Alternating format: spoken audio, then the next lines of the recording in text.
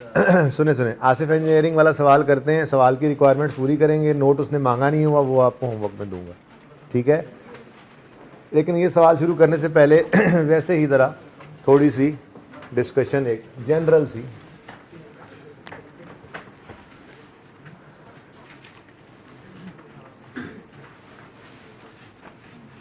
Accrual pre payments का topic आपको पढ़ाया था मैंने आपको कहा था कि स्टेशनरी क्या होती है, एक एक्सपेंस ही है, ठीक है जी, जैसे कोई और एक्सपेंस होता है। हमने जो स्टेशनरी ख़रीदी और इस पीरियड में इस्तेमाल नहीं कर सके और वो क्लोजिंग डेट पर हमारे पास बची पड़ी है, तो उसको भी एक्सपेंस कहेंगे ना। वो क्या था? स्टॉक, एसेट होता था, ठीक है ना। यानी कि स्टेशनरी एक्सपेंस का अगर लेजर हो और मैं कहूँ कैश किस तरफ आता है इस एक्सपेंस के लेजर में, तो आप कहते होते थे एंट्री होती है एक्सपेंस डेबिट कैश क्रेडिट, ठीक है। कोई फिगर अज्यूम कर लो ऐसे, 100 रुपये। फिर साल के स्टार्ट में कुछ पिछले साल की स्टेशनरी पड़ी हुई थी अनइस्तेमाल्ड, ठीक है जी, उसको आपने यहाँ पे लिख लिया, लेट्स से ये 22 रुपये की पड़ी थी, ठीक है। फिर क्लोजिंग आपने गिनती की है, पेन वगैरह आपके पास स्टॉक में पड़ी हुई थी, कोई 18 रुपये की इन्वेंट्री, तो बैलेंसिंग फिगर कितनी आ रही? 100। ये 104 रुपये कहाँ जाता था? प्रॉफिट एंड लॉस में स्टेशनरी एक्सपेंस के नाम से, ठीक है जी, प्रॉफिट एंड लॉस अकाउंट। जो बैलेंसिंग निकाला है मैंने इस सवाल के अंदर, ये भी पहले आ सकता है, बैलेंसिंग क्लोजिंग निकाल लेते फिर, ठीक है। अच्छा, अब अगर बात करें इसकी प्रेजेंटेशन की इनकम स्टेटमेंट और बैलेंस शीट में, तो इनकम स्टेटमेंट में एक्सपेंसेस के अंदर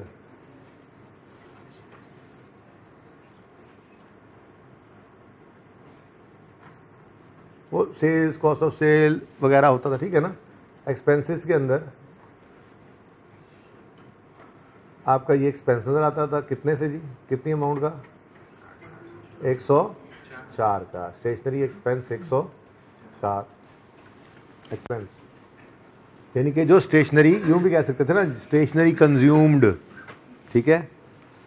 और बैलेंस शीट में ये करंट एसेट्स के अंदर stock of stationery, closing stock stationery का क्लोजिंग ही होता है, अभी बैलेंस शीट में क्लोजिंग होता है, कल हमें पता लग गया था, ओपनिंग तो बैलेंस शीट में आ नहीं सकता, बहरहाल क्लोजिंग लिखा हो ना लिखा हो, बैलेंस शीट वाला स्टॉक क्लोजिंग ही होता है, ठीक है। तो स्टेशनरी का स्टॉक 18 रुपये, ये सीखा हुआ है हमने, ठीक है। अच्छा, अब जैसे ये स्टेशनरी का स्टॉक है, ऑफिस सप्लाइज का स्टॉक है, बोला था ना, इस तरह के नाम बोले हुए थे पहले, ठीक है ना। ऑफिस सप्लाइज भी स्टेशनरी को ही कहते हैं। ऐसे ही बड़ी बड़ी ऑर्गेनाइजेशंस के अंदर ना, जहाँ पे बड़े बड़े प्लांट्स, बड़ी बड़ी मशीनरीज लगी होती हैं, जैसे ये 3 कमरों को मिला के तो सिर्फ एक प्लांट लगा हुआ है, तो ऐसे बड़े बड़े सेटअप्स के अंदर जो मैन्युफैक्चरिंग फैसिलिटीज़ होती हैं बड़ी बड़ी, उनके पास स्पेयर पार्ट्स वो भी इसी तरह से है, जैसे यहाँ पे हमारे पास स्टेशनरी है किसी दफ्तर के अंदर, एक ज़रूरी चीज़ है, ठीक है। अब अगर स्टोर्स एंड स्पेयर्स उनको कहा जाता है, ठीक है, स्टोर्स एंड स्पेयर्स। अब ये भी एक एक्सपेंस का ही लेजर है एक तरह से। हम जो स्टोर स्पेयर्स के आइटम्स खरीदते हैं उसकी एंट्री होती है एक्सपेंस डेबिट कैश क्रेडिट, ऐसे ही कोई अज्यूम कर लें 500 रुपये मिसाल के तौर पर, ठीक है जी। ओपनिंग डेट पर हमारे पास 120 रुपये का स्टॉक पड़ा हुआ था, ठीक है जी, और क्लोजिंग डेट पर आप कह सकते हैं जी 110 रुपये का पड़ा हुआ है, तो क्या आ गई बैलेंसिंग फिगर? 500, इसको आप कर लें 90, 500 यार, ठीक है, मैं 500 की फिगर ही हटा देता हूँ, चलो आप ऐसे कंफ्यूज ना हो, जैसे यहाँ पे 100 104 आया आप सोच रहे थे, ठीक है ना, तो आप इस क्लोजिंग को ले जाएं 200 पे, पहले बताएं आप 4, आपका अपना नंबर आ गया, अब ये मेरा कसूर नहीं है, ओके। अब ये 420 जो है, ये 420 क्या है जी? स्टोर एंड स्पेयर्स कंज्यूम्ड, जो इस पीरियड में कंज्यूम हो गए, खर्च हो गए, दिस इज एन एक्सपेंस। तो हम यूँ लिखेंगे जी, स्टोर्स एंड स्पेयर्स जो कंज्यूम्ड हो गए, इसको आप एक्सपेंस भी कह सकते हैं, store and spare expense, consume हो गए ना एक्सपेंस। कि हमने इस वक्त निकाला बैलेंसिंग, जो प्रॉफिट एंड लॉस में जाता है। तो एक्सपेंस के अंदर ये भी आप कह लें फिलहाल एक्सपेंसेस में, कोई ये बहस ना करे, कॉस्ट ऑफ सेल में नज़र आता है, ठीक है ना। बस इनकम स्टेटमेंट के अंदर एक्सपेंसेस में स्टोर्स एंड स्पेयर्स कंज्यूम्ड, ठीक है जी। ये भी एक्सपेंस है, कितना आ गया 420। और स्टॉक के अंदर स्टोर्स एंड स्पेयर्स का जो स्टॉक पड़ा होगा, ठीक है 200। ये बात समझ में आती है। अब ना जो स्टोर्स एंड स्पेयर्स होते हैं ना, इसमें सारे ही स्पेयर पार्ट्स ऐसे नहीं होते कि जो छोटे मोटे ही हों। अब इतनी बड़ी आपके सामने मैंने अभी मिल लगा दी, 3 कमरों जितनी, सिर्फ प्लांट ही लगा हुआ, उनका मशीनरी लगी हुई है, तो ज़रूरी तो नहीं उसमें सिर्फ नट बोल्ट ही लगते होंगे। दोनों तरह के खर्चे हो सकते हैं जो हमें उसकी रिपेयर के लिए करने पड़ रहे हों। जैसे मिसाल के तौर पे हम कहते हैं जी हमारे इस प्लांट के अंदर कुछ फ़िल्टर्स लगे हुए हैं, वो फ़िल्टर्स जो हैं वो हर महीने चेंज होने हैं, उनके साथ उसकी वॉशर्स भी लगती हैं, नट बोल्ट भी लगते हैं, हर चीज़ नई आ जाती है। अब एक ये स्पेयर पार्ट्स हैं जो हर महीने बाद एक्सपेंस नेचर की चीज़ है, ठीक है, यूज़ हो रहे हैं। और इसी तरह से इसी बड़े प्लांट के अंदर अगर मोटरें लगी होंगी तो आप जितनी मोटरें होंगी, ठीक है। अब वो मोटरें भी इसका स्पेयर पार्ट ही है, क्योंकि प्लांट तो 50 साल 60 साल के लिए लगाया होता है, यूज़फुल लाइफ उसकी, ठीक है। अब उसमें जो मोटर लगी हुई है वो मोटर 2 साल 3 साल 4 साल बाद जल गई, पुरानी हो गई, वो चेंज कर दी जाती है। अब वो बड़ी बड़ी मोटरें भी स्टोर एंड स्पेयर पार्ट्स के अंदर ही पड़ी होती हैं। जब आप कैफ में जाएंगे ना इंशाल्लाह, तो 30 जून पर जब आप ईयर एंड पे कैफ से जाएंगे, कैफ में जाएंगे नहीं, कैफ से जाएंगे मैं कहना ही चाह रहा था। तो जब आप फर्म में जाएंगे तो वहाँ पे आप जब ईयर एंड पे स्टॉक टेक करने जाएंगे ना, तो किसी मैन्युफैक्चरिंग फैसिलिटी में अगर आप जाएंगे तो वहाँ पे स्टोर जो उनका होता है, जब उसके अंदर आप स्टॉक काउंट के लिए हम ऑब्जर्व करने जाते हैं ना, आप स्टोर को जब देखेंगे तो उसके अंदर आप देखेंगे बड़ी बड़ी मोटरें और बड़े बड़े इक्विपमेंट भी उनके स्टोर आइटम्स होते हैं, स्टोर है। अब वो भी स्पेयर पार्ट ही है, लेकिन उस स्पेयर पार्ट जो मोटर है उसकी ज़िंदगी हो सकता है 3 4 5 साल हो, ठीक है। अब ये सारी सिचुएशन समझाने के बाद सवाल की तरफ मैं आता हूँ।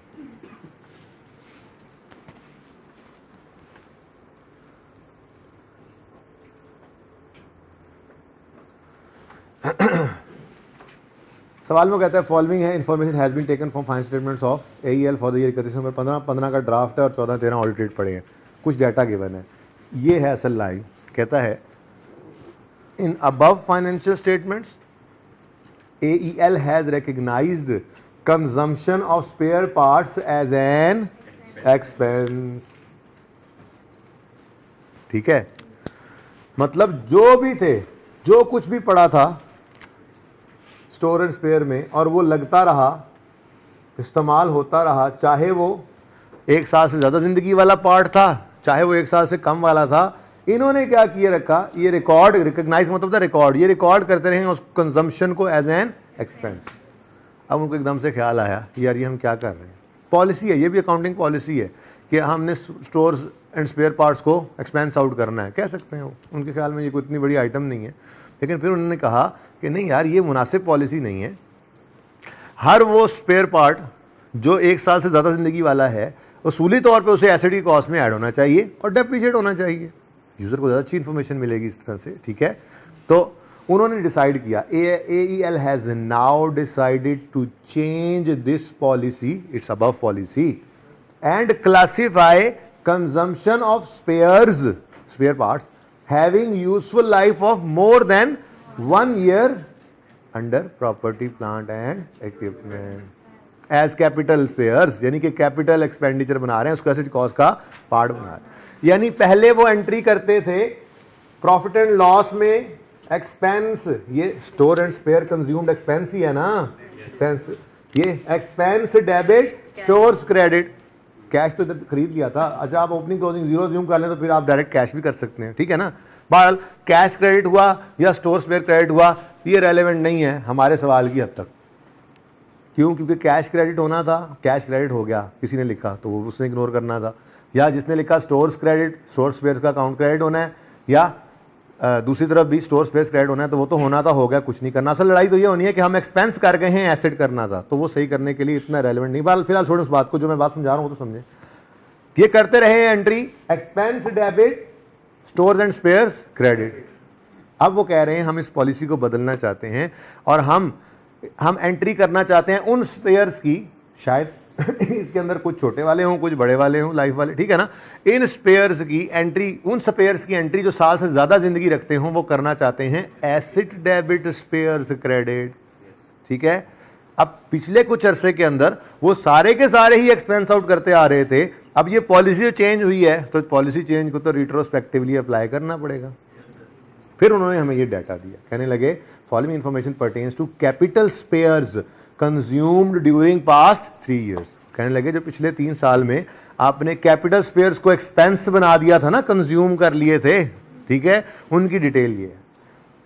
13 में 55 का था, एक 55 के स्पेयर पार्ट से जिनकी लाइफ 1 साल से ज्यादा है, तो उनको आपने एक्सपेंस आउट किया हुआ है। क्या मतलब? होना चाहिए था इस नई पॉलिसी के हिसाब से, होना चाहिए था पीपीई लिखा हुआ ना, होना चाहिए था पीपीई डेबिट, किसी ने कैश लिखा, किसी ने स्पेयर्स लिखा, कोई बात नहीं, खैर है, उसको बाद में देखते हैं। होना चाहिए था पीपीई डेबिट स्पेयर्स क्रेडिट, और करते रहे हम एक्सपेंस डेबिट स्पेयर्स या कैश क्रेडिट, जो भी लिखना है आप, ठीक है। अब ये पॉलिसी चेंज करनी है तो हम क्या कह रहे हैं, पीपीई को कर दो डेबिट और जो एक्सपेंस डेबिट हुआ था वो कर दो क्रेडिट। टोटल अमाउंट की कोई जरूरत नहीं है, वो वाली अमाउंट जो कैपिटल स्पेयर्स की थी जिसे एक एसेट में डालना था उसे नहीं डाला था, सिर्फ वो बता दो, उसने बता दिया हमें, अब हम इसको कर लेंगे। ये बात समझे हो? ये सारी कहानी समझ आ गई, मसला ही हल हो गया। फिर अब वर्किंग 1 करेंगे यहां पे हम, ठीक है। और इधर देखें, उससे पहले वो छोटी सी मैं ऐसी एंट्री कर दिया करता हूं आपके लिए कि हम कह रहे हैं जी न्यू पॉलिसी के हिसाब से देखें तो होना चाहिए था पीपीई डेबिट स्टोर्स क्रेडिट। किसी ने कैश लिखा तो भी खैर है, क्यों? क्योंकि इसकी तो लड़ाई नहीं होनी स्टोर स्पेयर्स की, ठीक है ना, ओरिजिनल और रॉन्ग में सेम ही होना है ना, बहरहाल सवाल की सेहत पे कोई असर नहीं पड़ना। बहरहाल होना चाहिए था चेंज नई पॉलिसी के हिसाब से तो पीपीई डेबिट होना चाहिए था, लेकिन पुरानी पॉलिसी में क्या होता रहा, स्टोर्स स्पेयर कंज्यूम्ड, सिर्फ एक्सपेंस लिख दो, एक्सपेंस डेबिट और stores credit, store spares credit, ठीक है जी। अब हम करना चाहते हैं इस सिचुएशन को चेंज, बदलना चाहते हैं, तो फिर पीपीई डेबिट कर देंगे और एक्सपेंस को क्रेडिट कर देंगे। क्लियर है? चलो सवाल शुरू करते हैं फिर।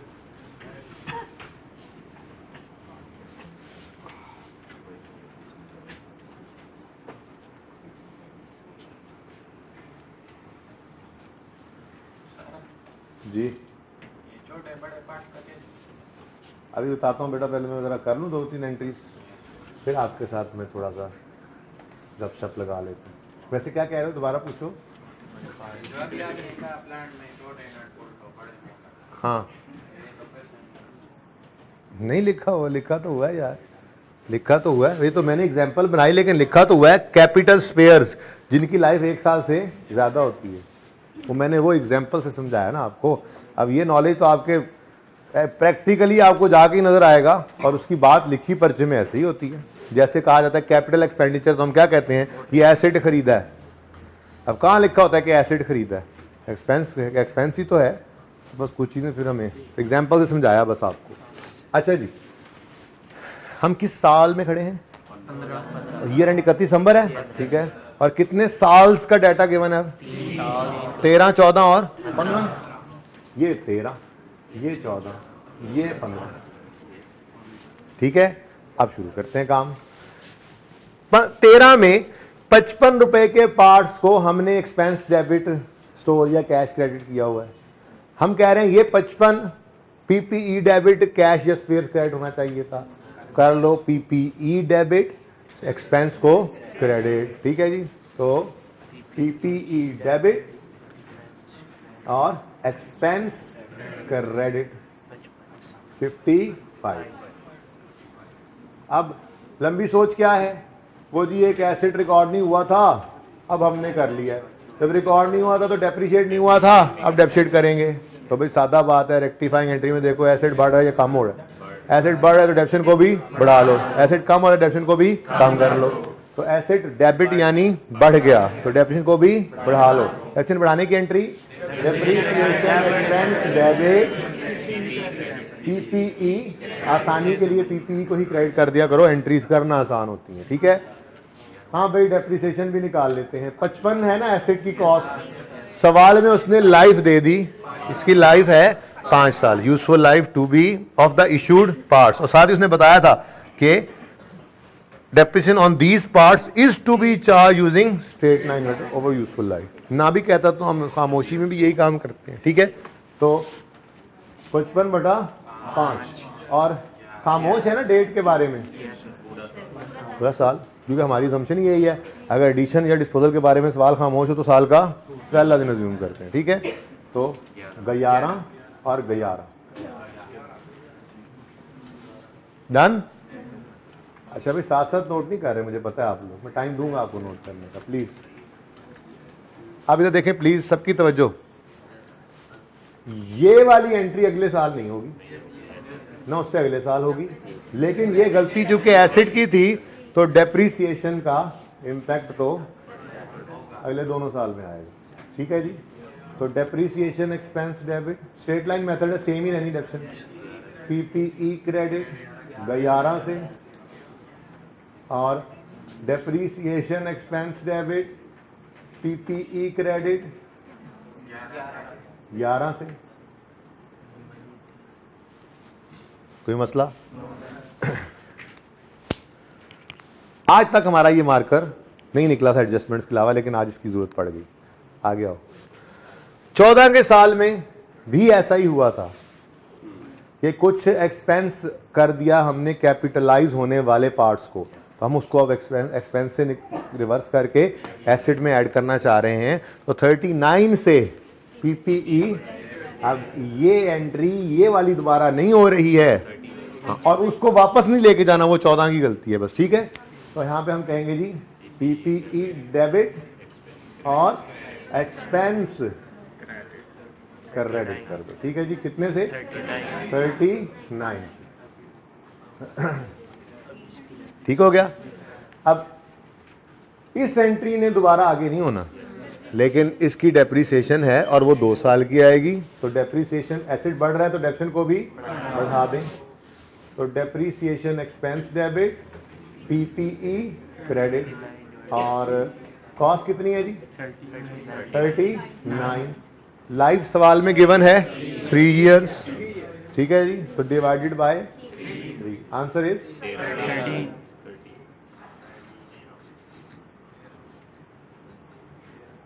अच्छा भाई, ऐसे जैसे पहाड़ी इलाके में फिर रहा हूँ, 13 एक और जी सैटेलाइट का मसला है यहाँ पे भाई। अब ये अगले साल ये एंट्री तो नहीं होनी, लेकिन डेप्रिसिएशन की एंट्री तो अगले साल भी होगी। ठीक है, बस एक बार हंस लिया, बस चुप कर दो, अब शोखे ना हो जाएगा। इज्जत भी रास आने दिया करो खुद को जी। Depreciation debit PPE credit. ठीक है जी, रीस्टेटेड वाला मार्कर भी आज नहीं बचा, ये भी यूज होने जा रहा है। क्यों? 15 के अंदर भी ये 44 से एंट्री करनी है हमने, तो ये एंट्री ना ये एंट्री रिपीट हुई, ये तो इस साल की अपनी एंट्री है। तो पीपीई डेबिट एक्सपेंस क्रेडिट 44। अब एसेट बढ़ रहा है तो डेप्रिसिएशन को भी, अब इस वाले एसेट की डेप्रिसिएशन का इम्पैक्ट आ गया। Depreciation expense debit PPE credit, ये है 44 और इसकी लाइफ दी हुई है 4, तो ये भी 11 आ गया 11 आपका। चलिए, अच्छा दोबारा नहीं समझा रहा, मसूद समझ लो कुछ। ओके, अब सोल्यूशन के अंदर शायद वो वर्किंग इकट्ठी कारकुर के एक ही बार फिगर निकाली हुई थी, कोई नहीं, हम अपने तरीके से चलेंगे। सुकून से सारी बात समझ आ जाएगी। ठीक है, नहीं देखा था? हाँ जी, क्वेश्चन क्या है मंसूर इसमें? दोबारा का मतलब पता है क्या है? दोबारा का मतलब है मैं यहाँ से बात शुरू करूँ स्टेशनरी के एस से, बल्कि उससे पहले वाला सलाम भी कर दूँ, फिर चलते चलते चलते चलते यहाँ पे रोकूँ और फिर आपको हाँ दोबारा हो गया। क्वेश्चन स्पेसिफिकली पूछा करो बेटा। पूछें जी, क्वेश्चन क्या है बेटा?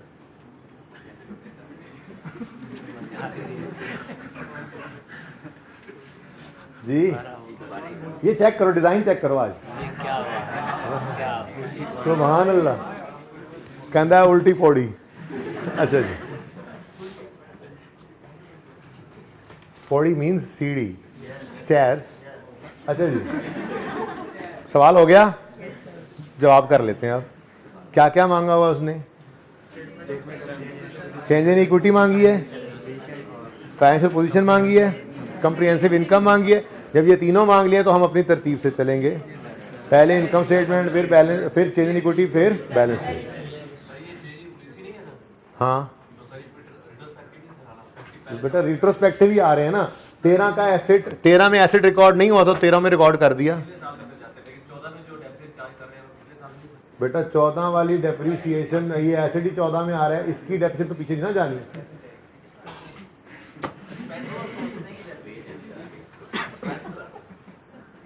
एक्सपेंस 14 में एक गलत एक्सपेंस रिकॉर्ड हो गया था ना, उसको 14 में सही कर दिया।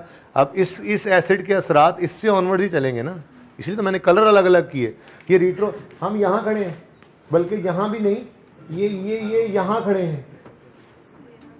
अब जो ब्लैक वाली गलती है वो रिट्रोस्पेक्टिवली सही करते हुए आ रहे हैं, ब्लू वाली गलती को भी रिट्रोस्पेक्टिवली ही सही करते आ रहे हैं, रेड वाली गलती को भी, वो तो यही हाल में खड़े हैं जी। स्टूडेंट मांगी हुई है जर्नल एंट्री कंबाइन का मतलब, वो जब जर्नल एंट्रीज मांगेगा सवाल में, रिक्वायर्ड नहीं था। हमने जर्नल एंट्रीज वाला वैसे ही एंड पे करना होता है, क्योंकि इस तरह एंट्री ना करोगे तो सवाल पैरों पे नहीं खड़ा हो सकता। हम ये एंट्रीज ऐसे ही करते हैं, हर साल की किताबें खोल लेते हैं, हालांकि ये मुमकिन नहीं हर साल की किताबें खोलना, 15 में खड़े होकर 13-14 किताबें नहीं खोल सकते, लेकिन हम खोल लेते हैं किताबें सवाल करने के लिए बस। ठीक है, सवाल हो जाएगा। अब अगर वो कहे जनरल एंट्रीज बता दो, रिक्वायरमेंट हो, तो फिर इन दो को कंबाइन कर देंगे, एसेट्स को इकट्ठा कर लेंगे और बैलेंसिंग फिगर, लाइबिलिटीज अगर हो लाइबिलिटीज को भी इकट्ठा कर लेंगे, और बैलेंसिंग फिगर जिस तरह कम हो रिटेन अर्निंग। अल्लाह अल्लाह खैर कर, टेस्ट में भी हुआ होगा। ओके, कैसा हुआ था टेस्ट? 23 में से कितने बच्चों को लगता है 11.5 तो आ ही जाएंगे, पास हो जाएंगे? इतने कम को, अच्छा ये 11.5 तो आ ही जाएंगे का मतलब होता है कि इससे ज्यादा वाले भी हाथ खड़ा कर सकते हैं। तो जितने बच्चों को लगता है कम से कम 11.5 नंबर आ जाएंगे या इससे ज्यादा, वो हाथ खड़ा करें। कितनों को लगता है पक्के फेल हैं? कोशिश भी नहीं की थी? मैं नहीं मानता, मैं नहीं मानता। चलिए शुरू करें, आप इनकम स्टेटमेंट में आते हैं। बल्कि मैं क्यों शुरू करूं इनकम स्टेटमेंट? इधर आओ और नोट खलो जाओ, इधर आओ। प्रैक्टिस क्वेश्चन 1 2003 में खड़े थे, ड्राफ्ट 2 और 1 गिवन था। इनकम स्टेटमेंट की बात करें तो हमें सिर्फ 3 में खड़े थे, तो 3 की इनकम स्टेटमेंट, 2 की इनकम स्टेटमेंट, उनका प्रॉफिट चाहिए होता था ना। 1 वाले को कुछ नहीं हमें चाहिए नहीं होता, क्योंकि 1 की तो हमने इनकम स्टेटमेंट बनानी नहीं होती। बैलेंस शीट की बात करें तो बैलेंस शीट के अंदर हमें, अगर हम 15 में खड़े होते थे तो हमें रिटेन्ड अर्निंग्स 13 वाली चाहिए होती थी, 13 का क्लोजिंग यानी 14 का ओपनिंग हम यूज करते थे ना इसको। प्रैक्टिस क्वेश्चन 1 ऐसा था, क्वेश्चन बैंक 1 किया, ये फिगर गायब हो गई, हमने निकालना सीख ली। क्वेश्चन बैंक 2 किया, ये फिगर गायब हो गई, हमने उसी तरीके से फिर निकाल लिया इस फिगर। आज क्वेश्चन 6 पे आए, अवेलेबल है अल्हम्दुलिल्लाह, ठीक है ना। तो कामयाब वही होगा जो कंपैरिजन में क्वेश्चंस को देख सके, इस सवाल में ऐसे हुआ था, इस सवाल में ऐसे हुआ था। रट्टा थोड़ी लगाना है हर सवाल को, कॉन्सेप्ट हो ना पक्का, तो पता होना चाहिए किस सवाल में कैसे हुआ था, क्यों हुआ था, और उन्हीं सिचुएशंस में से ही कोई एक सिचुएशन बना करती है सवाल के अंदर। टेस्ट में तो मैंने बहुत कंप्रिहेंसिव सवाल डाल दिया था ना, सारा कुछ ही उसमें फेंक दिया था। लेकिन फाइट करने वालों को देखें, हिम्मत हारने वाले नंबर हारते हैं, कैसे? गलत प्रॉफिट उठा के लिखना है, इसके नंबर हैं।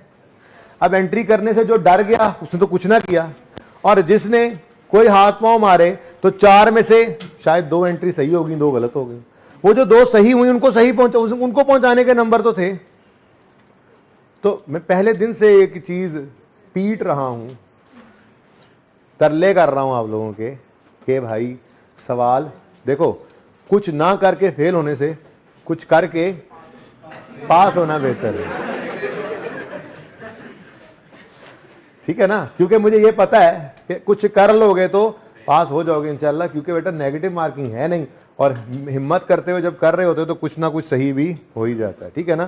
तो जब नेगेटिव मार्किंग नहीं है तो फिर कुछ ना करके आ जाना पर्चे में, ये तो बेवकूफ़ी है, ठीक है ना? तो भाई फाइट करनी होगी थी। ओके, चलें 12 रिजल्ट्स देखते हैं आपके इस टेस्ट के। मैं I am looking forward to this test. अच्छा जी, चलें जी, फिर अब इनकम स्टेटमेंट है तो पहले ये 2 फिगर उठाएंगे और गलतियां सही करेंगे, फिर बैलेंस शीट है, स्टेटमेंट इक्विटी है, फिर बैलेंस शीट है। तो आमिर भाई उस तरफ ले जाएं और इनकम स्टेटमेंट आप लोग बनाएं 1 मिनट के अंदर अंदर, बस 1 मिनट बहुत है। नाम नूम लिखने का और डाटा उठाने का टाइम लगता है बस।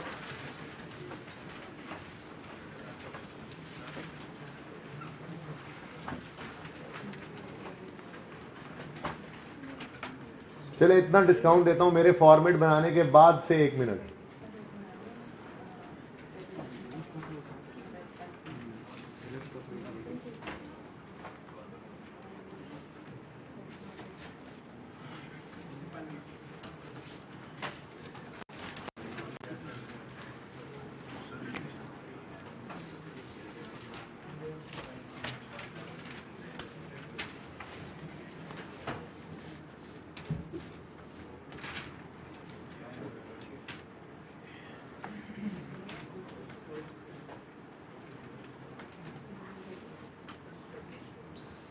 मंसूर, टेस्ट में जो इनकम स्टेटमेंट रिक्वायर्ड थी, इतना काम किया था, इसमें गलत प्रॉफिट, तो फिर क्यों कह रहे इसमें फेल हो जाएंगे? एक तो इन बुज़दिल लोगों से मैं बड़ा तंग हूं।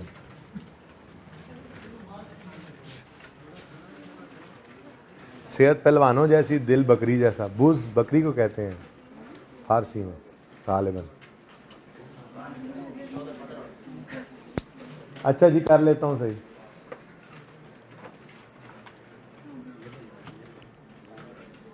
पंद्रह में खड़े हैं ना, तो 15 और 14 ही चाहिए, सही तो लिखा है इनकम स्टेटमेंट। अच्छा अच्छा, वो मैं सही कर लेता हूँ। जल्दी करें जी, जल्दी करें। कितने बजे कर चुके इनकम स्टेटमेंट कंप्लीट? इतने तो बड़े फटाफट हाथ खलो जाते हैं। इसी तो कहता हूँ फ्रॉडी है सारे बैठे हैं इस क्लास में, और फ्रॉड ने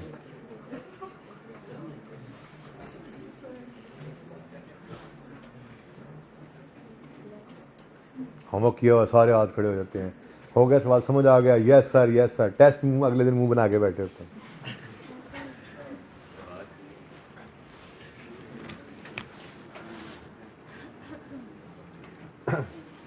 जी चलें, रुक जाएं अब। वो परली एंट्रीज नोट करते रहना जैसे जैसे ब्रेक मिलती रहे। फिलहाल तो एंट्री सामने लिखी हुई है ना, मिटा नहीं रहा मैं। ओके, अच्छा जी, सबसे पहले जी गलत प्रॉफिट लिखें 123 और 129। ये ऑडिटेड है, क्योंकि 15 में आप खड़े हैं तो 13 और 14 तो ऑडिट होकर यूजर के पास घर में अलमारी के ऊपर पड़े हुए हैं फाइनेंशियल स्टेटमेंट, ठीक है? तो ऑडिटेड वाला 123 और ये ड्राफ्ट वाला 129। 123 129 आ गया हमारा ब्लू मार्क अपने काम पे वापस, ठीक है जी। 13 को तो हम कुछ कह नहीं सकते इनकम स्टेटमेंट बनाते हुए, इसको तो मजबूरन एक्सपेंस या इनकम का जो इम्पैक्ट होगा इसको तो हमें मजबूरन ओपनिंग रिटेन अर्निंग्स में ही करना पड़ेगा एडजस्ट, ठीक है? तो इसलिए 14 और 15 की तरफ आते हैं। 14 के लिए सिर्फ 14 को देखेंगे, 15 के लिए सिर्फ 15 को देखेंगे। बैलेंस शीट नहीं है, इनकम स्टेटमेंट है, ठीक है? तो आज समझे कि मैं ये वो कहते हैं ना, वो कूल डाउन क्लास है। हर रोज़ एक सवाल कराता गया हूँ, तो आज किए हुए सवाल को ही दोबारा कर रहा हूँ। एक आधे को और डिस्कस करूँगा, नया सवाल नहीं कर रहा, एक आधा होमवर्क में ऐड कर दूंगा। तो समझे रिलैक्स होने वाली क्लास थी, जो कमी बेशी है पूरी कर लेना आज, ठीक है? होपफुली 2-1 दिन और इस पे लगेंगे टॉपिक पे अभी भी, लेकिन करते रहें, तसल्ली होगी तो आगे जाएंगे जाहिर। अच्छा जी, 14 में एक्सपेंस 39 से कम, क्रेडिट यानी कम हुआ, एक्सपेंस का कम होना प्रॉफिट को +39। उसी 14 में एक्सपेंस 11 से बढ़ गया, एक्सपेंस का बढ़ना प्रॉफिट को कम करेगा। फिर एक्सपेंस दोबारा बढ़ गया, एक्सपेंस का बढ़ना प्रॉफिट को कम कर देगा। 14 इज ओवर। ठीक है, कर लेते हैं टोटल बाद में। 15 के लिए पहले इधर से ये वाला लिखेंगे सारा, फिर 15 पे जाएंगे। इनकम स्टेटमेंट है, 14 के साल में सिर्फ 14 को देखना है, फॉर द ईयर 15 के साल में सिर्फ 15 को देखेंगे, ठीक है। तो 15 में एक्सपेंस 44 से कम हो रहा है, मतलब क्रेडिट जो हो रहा है, ठीक है। एक्सपेंस से कम होने से प्रॉफिट 44 से बढ़ेगा। फिर एक्सपेंस बढ़ा, डेबिट, एक्सपेंस बढ़ा, डेबिट जो है, एक्सपेंस बढ़ा, तो 3 बार एक्सपेंस बढ़ गया है, तो एक्सपेंस बढ़ने से प्रॉफिट कितने कितने से, 11 से, 13 से और 11। ठीक है जी, लो जी, इनकम स्टेटमेंट तैयार है। 138 और 138 पिछली, मेरे ख्याल में तो सुबह वाली क्लास में 138 आया था। आपने कैलकुलेटर में चेक करना, सारा पिंड कह रहा है कि 138 है। रीस्टेटेड है जी, रीस्टेटेड। 14 रीस्टेटेड क्यों है? क्योंकि 14 ऑडिटेड फाइनेंशियल स्टेटमेंट में से नेट प्रॉफिट 123 निकाल के, यानी उसके पास 123 की फिगर पड़ी थी, हम इसको 138 पे ले गए, ठीक है। Income statement is over. Change in equity बनानी है आपने, 1.5 मिनट है, फॉर्मेट ज़रा लेंथी होता है इसलिए 1 मिनट है मेरा फॉर्मेट कंप्लीट होने के बाद से।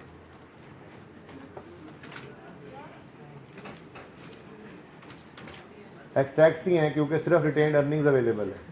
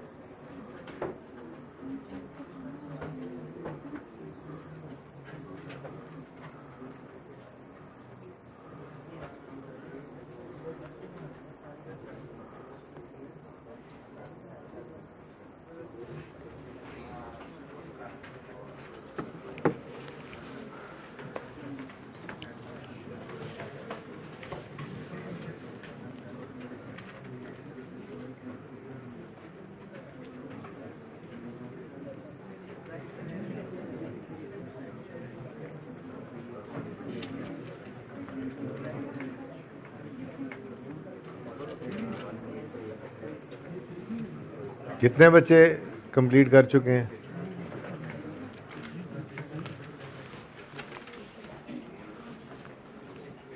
जल्दी करें बच्चों, बाकी भी।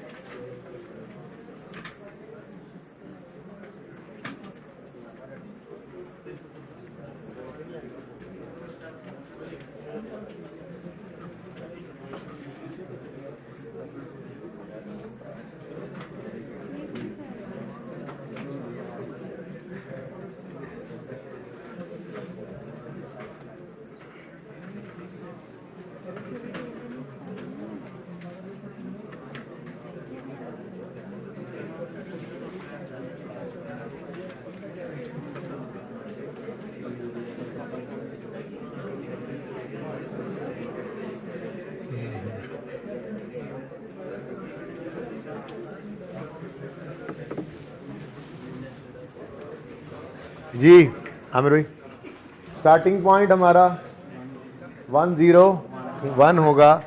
अगली दोनों फिगर्स हम यूज़ नहीं करते, ठीक है जी। तो 101 यहाँ पे लिख दूँ? इधर देखें भाई, स्टेटमेंट ऑफ इक्विटी 15 की बनानी है, तो ये 15, ये 14 और ये 13, इसको यकम जनवरी 14 भी आप कह लेते हैं। अब ये 14 का साल है, ये 15 साल है। सवाल में उसने नेट प्रॉफिट का लफ्ज़ इस्तेमाल किया, मैंने भी कर लिया जी। नेट प्रॉफिट ऑफ 2014 इधर नज़र आएगा और नेट प्रॉफिट ऑफ 2015 इधर नज़र आएगा। 15 की गलतियाँ 15 के प्रॉफिट में सही की, 14 की गलतियाँ 14 के प्रॉफिट में सही की। लेकिन हमारे सवाल में इससे पीछे भी 1, 2, 3, 4, 5 साल हो सकते हैं, इस सवाल में हैं। तो फिर 13 की या उससे पहले की मज़ीद, यानी 14 से पिछले जितने भी साल हों उनकी गलतियों को कहाँ सही करेंगे? ओपनिंग में। इसलिए मुझे ये ओपनिंग 2 बार लिखना पड़ेगा। ओपनिंग बैलेंस, और ये है वो 101 ना, ये है वो स्टार्टिंग पॉइंट। ये भी गड़बड़ है, ये फिगर भी गड़बड़ है, ठीक है। अब यहाँ पे हम एक लाइन आइटम डाल दिया करते थे, प्रायर ईयर। अब चाहे यहाँ पर चेंज इन एस्टीमेट, सॉरी, चाहे यहाँ पर प्रायर ईयर एरर की एडजस्टमेंट हो, चाहे चेंज इन पॉलिसी की एडजस्टमेंट हो, ठीक है ना। प्रायर ईयर एरर रेक्टिफाई करना है तब भी प्रायर ईयर की एडजस्टमेंट ही है। Prior year change in policy का यहाँ पे इफेक्ट दिखाना है तब भी प्रायर ईयर एडजस्टमेंट ही है। तो जनरल लफ्ज़ इस्तेमाल कर लेते हैं, तो सुकून हो जाता है, बस एक ही बात लिखते आए हम आज तक, ठीक है। अब 15 की गलतियाँ 15 के प्रॉफिट में, 14 की गलतियाँ 14 के प्रॉफिट में, 13, 12, 11 की गलतियाँ ओपनिंग में। तो शुरू करते हैं। 13 रह गया था, देखो गोल वाले गोल दायरे से 13 रहा हुआ है जी। एक्सपेंस 13 में 55 से कम हुआ, एक्सपेंस के कम होने से प्रॉफिट, लेकिन आप अभी एक और इम्पैक्ट भी है, तो प्रॉफिट का बढ़ना पॉजिटिव 55 फिलहाल याद शुरू कर दें। प्रॉफिट्स है ना, अर्निंग्स मीन्स प्रॉफिट्स, प्रॉफिट्स बढ़ गए, ठीक है। नेक्स्ट, एक्सपेंस 11 से बढ़ गया, एक्सपेंस के बढ़ने से प्रॉफिट 11 से कम हो गया। इसलिए ये सवाल खूबसूरत था। ये दोनों इम्पैक्ट्स वैसे मैंने अभी तक इस सवाल में दिखा नहीं सका था। कितना पॉजिटिव, यहाँ पे 44 पॉजिटिव आ गया। और अगर प्लस और माइनस 2 फिगर्स होती, 3 होती, 4 होती, जितनी भी हो ऐसे ही कर लेनी है। नेट में उनका आंसर नेगेटिव आ जाए तो यहाँ पे नेगेटिव, नेट में प्रॉफिट कम हो रहा है। नेट में पॉजिटिव आ गया तो पॉजिटिव लिख दो। मुश्किल या आसान?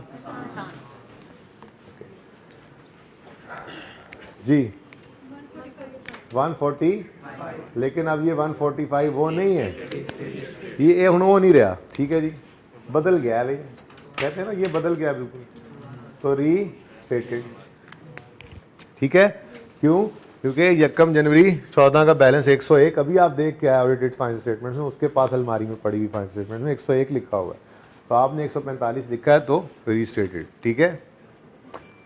फिर 14 का प्रॉफिट 138, और इसके बारे में तो पहले ही डिसाइड किए बैठे हैं कि ये रीस्टेटेड है, तो यहाँ भी रीस्टेटेड लिखेंगे।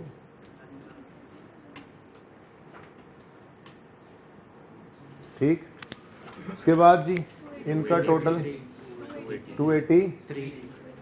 अब ये 283 ये भी रीस्टेटेड है। इसको भी कहेंगे तुम भी बदल गए, इसको भी देखे सरताज कहेगा ओ तुम भी बदल गए, तुम भी वो ना रहे, क्योंकि उसके पास जो फाइनेंशियल स्टेटमेंट्स पड़ी हैं उनके अंदर ये 224 था आई थिंक। ठीक है, ले जी 15 का सही वाला प्रॉफिट उठा लो। अच्छा, अगर प्रॉफिट लॉस अकाउंट ना मांगा हो तो कल के सवाल की तरह से प्रॉफिट की एडजस्टमेंट यहीं पे कर लेते होते हैं हम। ठीक है, लेकिन ये रीस्टेटेड नहीं जी।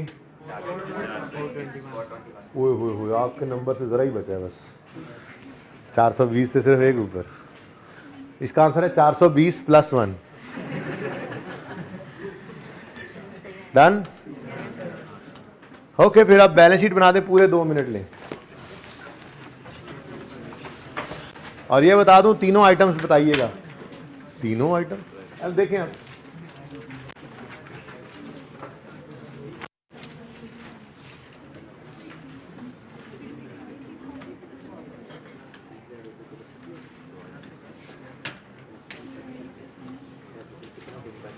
जो एंटिटी चेंज इन एस्टीमेट करे ना, सॉरी चेंज अकाउंटिंग पॉलिसी करे या स्टैंडर्ड में किसी में चेंज आ जाए, तो आप उस साल में बैलेंस शीट देखेंगे तो वो बैलेंस शीट 3 साल की होगी। कभी आजमा के देखना, बल्कि यूं करना ना,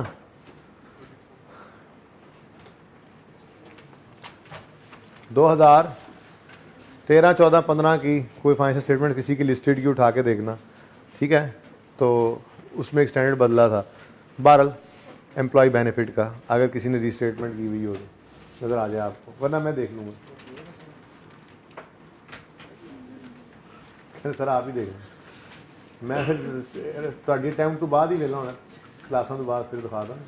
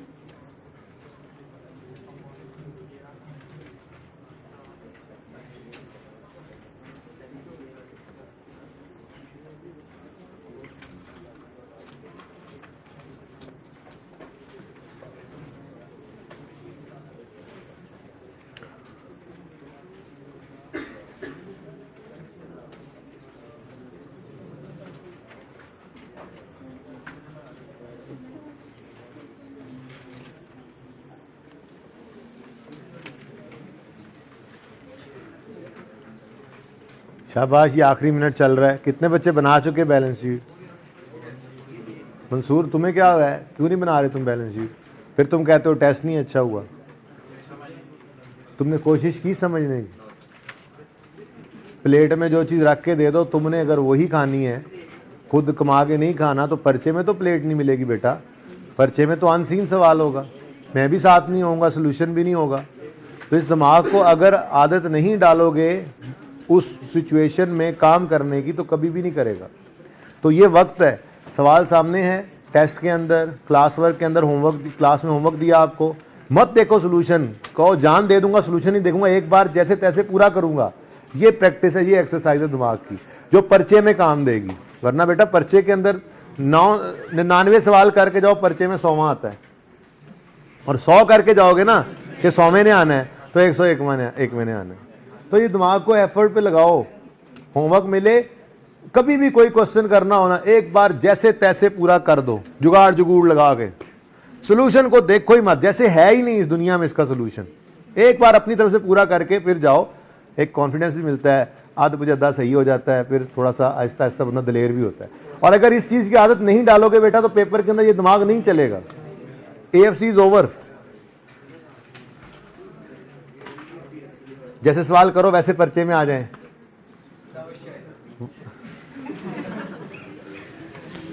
हाँ वो नहीं होगा, वैसे आएंगे बिल्कुल, फिगर्स भी आपको जी वैसे, हाँ वो कॉन्सेप्ट यूज होते हैं, कॉन्सेप्ट यूज वही होंगे।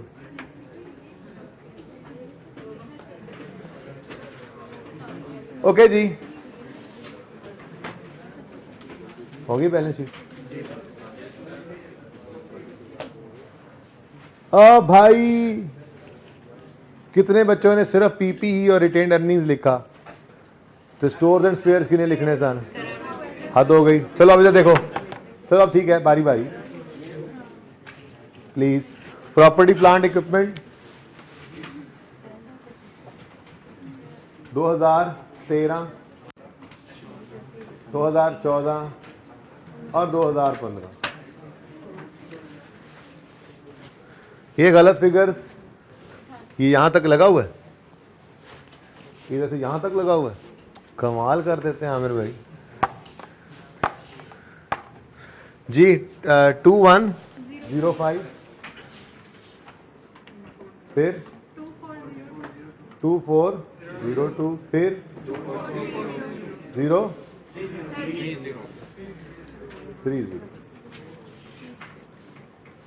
ठीक हो गया जी। अब बैलेंस शीट है तो 13 में तो खैर इससे पहले कुछ है नहीं, सिर्फ 13 को देखेंगे। 14 में 13 और 14 दोनों को, 15 में 13, 14, 15 को। ठीक है, तो 1 बाय 1 चलते हैं, स्क्वायर लगाते हैं जैसे बच्चे ने कहा। अब ये तो एसेट PPE डेबिट यानी बढ़ा और PPE क्रेडिट यानी कम हुआ। तो 55 से PPE बढ़ा, 11 से, इधर देखो मंसूर, 55 से PPE बढ़ गया डेबिट और 11 से PPE कम हो गया। क्या रॉकेट साइंस थी इसमें। ओके नेक्स्ट, दिल नहीं कर रहा था ना सर। PPE, असल बात ये थी, पकड़े गए। PPE डेबिट यानी एसेट बढ़ गया 39 से, फिर PPE क्रेडिट 11 से, PPE क्रेडिट 13 से, तो 39 से देखने ही नहीं जाना चाहिए था आपने, मुझे उसी वक्त क्यों नहीं रोका। इंटरप्ट करना चाहिए था आपको भाई। ठीक है, याद है बात ये अब हमें। ठीक है, ये जब 14 शुरू करना है ना, 14 को देखना ही नहीं है, पहले उस तरफ जाना ही नहीं है। सबसे पहले तो कॉपी पेस्ट रीस्टार्ट किया हमने, फिर 13 से, तो उधर जाके 13 को भी नहीं देखना।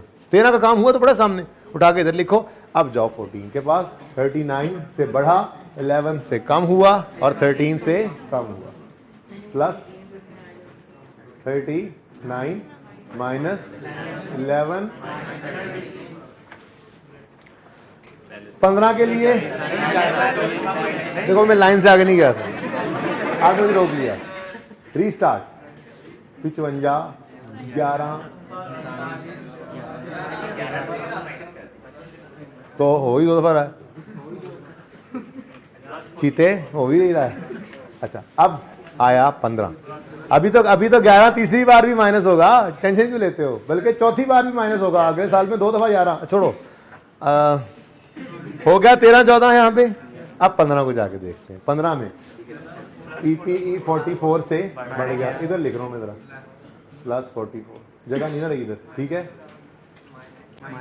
11 से PPE क्रेडिट यानी माइनस कम, 13 से PPE क्रेडिट, एसिड क्रेडिट मतलब कम हो रहा है, और 11 से PPE यानी एसिड क्रेडिट मतलब कम, माइनस 11। हम 11 कितनी बारी है, गिनती करो। अच्छा जी, चलें जी, डन। बताओ 2013 49, आगे मत जाओ, ये भूल ना जाओ।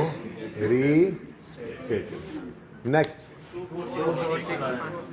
2461 ये रीस्टेटेड तो लिखने दो,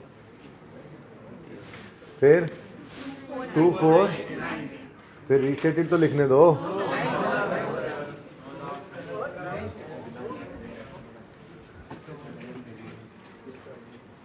next thing is stores and spheres. ये बड़ा मुश्किल था भाई। तवज्जो सारे इधर तवज्जो करें। इधर देखो, हम पता क्या कह रहे हैं, हम कह रहे हैं इस 420 को एक्सपेंस की बजाय एसेट में फेंक दो, तो इसकी सेहत पे क्या असर पड़ा? कुछ नहीं। हम ये तो कह रहे हैं कि एंट्री करो पीपीई डेबिट स्टोर क्रेडिट, की हुई है एक्सपेंस डेबिट स्टोर क्रेडिट, तो गड़बड़ तो पीपीई और एक्सपेंस में है, स्टोर में तो कोई नहीं है। यहां से निकल के प्रॉफिट एंड लॉस में एक्सपेंस बना दो या पीपीई में एसेट बना दो, कोई मसला नहीं है। ये ओपनिंग 120, ये 500, ये अगर मैं बैलेंसिंग नहीं निकालता, ये मिसाल के तौर पे गिवन है, और ये मैंने बैलेंसिंग निकालना होता, तो ये 420 फिगर तो वही रही ना, इस क्लोजिंग पे तो कोई असर नहीं पड़ा भाई। ये बात कितनों को समझ नहीं आई? तो फिर सुने आप ध्यान से। हमने क्या कहा जी कि हमने इसको ना एक्सपेंस आउट किया हुआ है। थोड़ी देर के लिए ना मैं आप अज्यूम अपने एग्जांपल वाले डाटा को बना लेते हैं हम, ठीक है। तो यहाँ पे मैंने कितना है, 55 है इस साल में, 2015 में, नहीं 2013 में, चलो 55 का एक्सपेंस बनाया था हमने, ठीक है। अब ये किसी तरह से हमने बनाना है, 10 रुपये इधर रख लो, और मज़ीद ख़रीदे हमने कुछ 70 रुपये के, और 80 हो गए, 25 निकाल लें। सही है या नहीं सही? 80 में से नहीं सही, नहीं सही। अच्छा अब सुनो, लेकिन मसला है कि क्लोजिंग भी बताना है। क्लोजिंग कितना बता रहे हैं? क्लोजिंग कितना बता रहे हैं? 13 में 70। अच्छा अब यहाँ पे कुछ फिगर बढ़ाओ, ये कितना बनता है? तो डाटा बता रहा हूँ सारा दूँ, ये गिवन था कितना? 125। अच्छा जी, ओपनिंग फॉर एग्जाम्पल पिछले साल का क्लोजिंग था 10, और मजीद हमने खरीदा स्टोर के आइटम्स को 115, टोटल हो गए हमारे पास 125। इसमें से हमने 55 को कंज्यूम करके एक्सपेंस में फेंक दिया, ठीक है जी, डन जी। और क्लोजिंग कितना नजर आ रहा है? 70। ये हमारी एग्जांपल है, बल्कि हमारे सवाल का डाटा भी ऐसा ही। अब हमने कहा सॉरी यार, ये जो इधर एक्सपेंस, ये जो एंट्री हुई है ना एक्सपेंस डेबिट स्पेयर्स क्रेडिट, ठीक है, ये एंट्री गलत हुई है। इस एंट्री को हमने करना है पीपीई डेबिट स्पेयर्स क्रेडिट, तो कर लो। गलती तो यहाँ पे सही हुई, इस 70 पे क्या असर पड़ा? बात समझिए कि अभी भी समझ नहीं आई? किसको अभी भी समझ नहीं आई? क्या समझ नहीं आई आप जरा ये बताओ। नहीं, उसको चेंज नहीं कर रहे वो भाई, वो कवाली जो उधर की हुई थी, मैं यही कह रहा हूं ना। सुनो इधर, उसने अकाउंट ये बनाया था ना भाई 13 में पहले, ये तो अब हम चेंज करके ये लिख रहे हैं, ठीक है ना। तो ये गलती सही होने से इस क्लोजिंग पे तो कोई असर नहीं पड़ा। मेरा सवाल ये था, बस इतनी सी बात थी, ठीक है ना। तो और भाई और कोई है? कोई चौथी बार फिर सुन, कोई मसला नहीं, पूछ लो। अच्छा सुनो, 70, 80 और 73 पे कोई असर नहीं पड़ना। ये जो इश्यू हुआ था ना, ये स्टोर से जो निकला था बैलेंस, ये निकल के एक्सपेंस में चला गया, जाना एसेट में था। सिर्फ गड़बड़ ये है, यहां से तो ये निकला ही हुआ है, और क्लोजिंग यहां से निकलने के बाद ही हमने इन्होंने कैलकुलेट किया हुआ था। इसलिए स्टोर्स की सेहत पे जर्रा बराबर भी फर्क नहीं पड़ेगा। क्या लिखा? स्टोर्स एंड स्पेयर जी। सवाल वाले उठा के लिखवा दो, 73, 80 और 70, ठीक है। अब पता नहीं इसी क्लास में या सुबह वाली क्लास में किसी ने इस तरह की बात पूछी थी, सर ऊपर रीस्टेटेड लिखा हुआ है, तो ये तो रीस्टेट हुआ ही नहीं। किस क्लास में थी बात? चलो, एक बच्चे ने मुझे क्लास में, किसी में FR1 में पूछा, इंट्रो प्लस R1 में, जिस भी सेक्शन में पूछा था चारों में से, ये बात बच्चे ने पूछी थी कि सर ऊपर तो रीस्टेटेड लिखा हुआ है, यहाँ पे 70 तो रीस्टेट हुआ ही नहीं। तो फिर मैंने उसको ये कहा, बेटा अभी तो ये एक्सट्रैक्ट है, अभी तो बहुत सारा कुछ यहाँ पे है ही नहीं सिरे से, यहाँ पे तो कैपिटल भी आना है, रिटेन्ड अर्निंग्स के अलावा और भी चीज़ें हैं, शेयर प्रीमियम भी आएगा, लाइबिलिटीज़ भी आएंगी, फिक्स एसेट और भी आएंगे, करंट एसेट्स आएंगे, डेटर्स आएंगे, क्रेडिटर्स आएंगे, स्टॉक आएगा, कैश आएगा। तो क्या मतलब सब कुछ ही रीस्टेटेड है? नहीं, ये रीस्टेट होने वाली फिगर्स इसमें पड़ी हैं, उनकी डिटेल के लिए ये तो नोट बनाते हैं। ये नोट हम पॉलिसी चेंज का एरर का क्यों बनाते हैं? हम कहते हैं आइटम्स अफेक्टिंग एसओएफपी में क्या लिखते हैं, ये इसमें पीपीई में सिर्फ रीस्टेटमेंट आई है, या इसमें कोई जो है वो फलां लायबिलिटी में या फलां डेटर में फलां क्रेडिटर में, वो लिख के बता देते हैं उसको कि सिर्फ ये चीज़ें रीस्टेटेड हैं, सारी थोड़ी हैं। ठीक है ना? तो रीस्टेटेड का लफ्ज़ तो लिखना है। 13 की फिगर्स में से ही कुछ फिगर्स रीस्टेट हुई हैं, सारी नहीं होती, जो हुई होती हैं वो नोट में हमने लिखी होती हैं। इनकम स्टेटमेंट में जो फिगर्स रीस्टेट हुई होती हैं वो हमने लिखी होती हैं। ठीक है, चले। और रिटेन्ड अर्निंग्स तो वैसे ही आपको पता है, रेडी स्टेडी एप्पल गो पड़ी होती है। रिटेन्ड अर्निंग्स 145, हाँ ये रीस्टेटेड में है, लेकिन यहाँ से तो पता नहीं लग रहा कि 70 रीस्टेटेड है, 145 है या 2149 है, यहाँ से तो नहीं पता लगता। ये तो नोट में जाके देखेंगे कि बैलेंस शीट में कौन कौन सा आइटम रीस्टेट हुआ है, वहाँ पे सिर्फ पीपीई नजर आएगा रीस्टेट हुआ और रिटेन्ड अर्निंग्स, इसके बारे में कोई जिक्र नहीं होगा। सही है? अच्छा 283। अच्छा अब ये ना कहना ये इतने करीब करीब आगे लिखना तो लिख लो, non current assets, current assets, equity, कोई बतला नहीं, एक्सट्रैक्ट्स जो हैं बस, मैंने हेडिंग्स नहीं बनाई। अब आज का पहला homework, AEL notes to the financial statements for the year ended 31 December 15। Note का कोई नंबर SS23। हुआ क्या है? प्रायर ईयर एरर नहीं सही किया आपने, पॉलिसी चेंज को रिट्रोस्पेक्टिवली अप्लाई किया है। AEL हैज रिकग्नाइज्ड से लेकर आपने अंग्रेजी लिखनी है, अंग्रेजी। ठीक है जी, ये देखें अंग्रेजी लिखनी है यहां से लेकर यहां तक एज इट इज। ठीक है जी, उसके बाद इफेक्ट ऑफ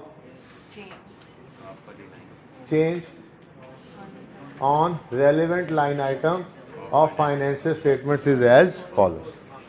फिर आइटम्स अफेक्टिंग SOCI 31 दिसंबर 15। ये पॉलिसी चेंज है, इसमें करंट ईयर प्रेजेंट करते हैं, एरर में नहीं करते थे, मिक्स नहीं करना। ओके, ये यहाँ पे एक एक्सपेंस आएगा, फिर एक डेप्शन आएगी, फरमाइशी प्रोग्राम, प्रॉफिट आ जाएगा, इंक्रीज डिक्रीज देख लेना खुद ही, ऐसे ही होगा। फिर आइटम्स अफेक्टिंग SOFP 15, 14, 13। या फिर कल सोल्यूशन आपको दूंगा, ये बुक में तो नहीं है क्योंकि रिक्वायर्ड नहीं था, तो आप आज ट्राई कर लें। ठीक है, अच्छा यही अगर एरर होता तो 15 यहाँ पे नजर ना आता। ठीक है ना, पॉलिसी चेंज के अंदर करंट ईयर भी यहाँ पे क्या आएगा जी, पीपीई में इंक्रीज डिक्रीज और रिटेन्ड अर्निंग्स में इंक्रीज डिक्रीज। रिटेन्ड अर्निंग्स के लिए आप capital is equal to asset less liabilities करते होते हैं। ठीक है ना।